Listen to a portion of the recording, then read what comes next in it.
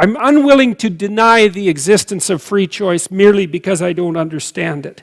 Because it looks to me like that's how people act, that's how they expect to be treated, and that societies that structure themselves in accordance with the idea that people have free choice actually work. Now that doesn't prove that there's free choice, but people have been arguing about that forever. But it looks to me, so those are two possible means of integration, and then I think what you're doing is feeding one or the other constantly. And I think you probably choose which one to feed. I think. That's how it feels that way to me as well. Like when I look at my own,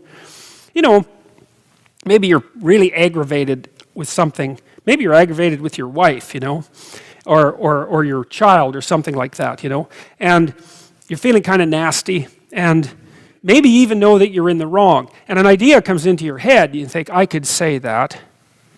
And you could say it, and you know what it would do. But then you pause and you think,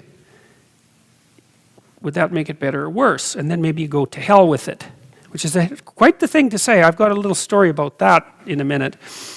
And then you say it, but you knew that you took the low road, right? And you know it. And then you're guilty about that and defensive, and that makes the fight way worse, because then there's no damn way you're going to admit that you actually did that. And so things do go to hell. And so here's an ugly little idea. So that's relevant to the question. So imagine you're playing around with cocaine. Now, I'm using cocaine because it's very addictive, but it's a very interesting chemical because it's a dopaminergic agonist. And what dopamine does is two things. It makes you feel like what you're doing is worthwhile, but it also, imagine that there's a bunch of neural circuits that are active, and then they get a hit of dopamine, or you do. Then those neural circuits get a little bit more powerful. Okay, so it has a rewarding property, which is that it makes you feel like what you're doing is important, and it has a reinforcing property, which is it makes neural circuits grow. So now what that means is that whatever you were doing just before you took cocaine grows.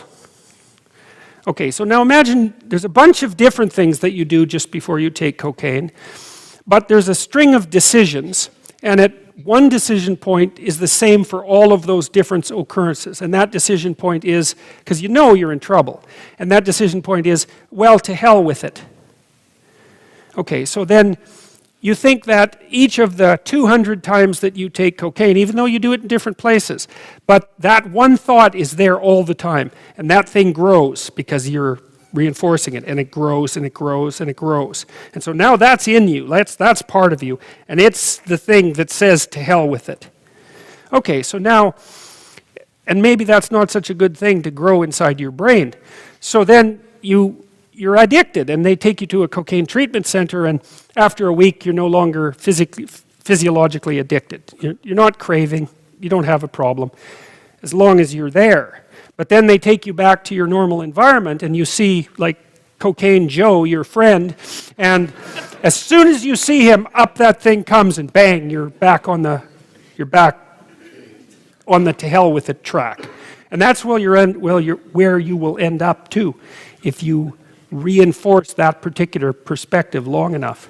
So that's akin in a sense to this decision-making process. If you take the low road, then that wins, and it gets a little stronger. Because everything that wins neurologically gets a little stronger. It's like a Darwinian competition.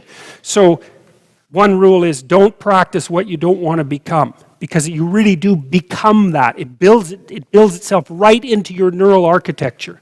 And that's one of the terrifying things about addiction, because you think, well, it's kind of psychological. It's like, yeah, kind of.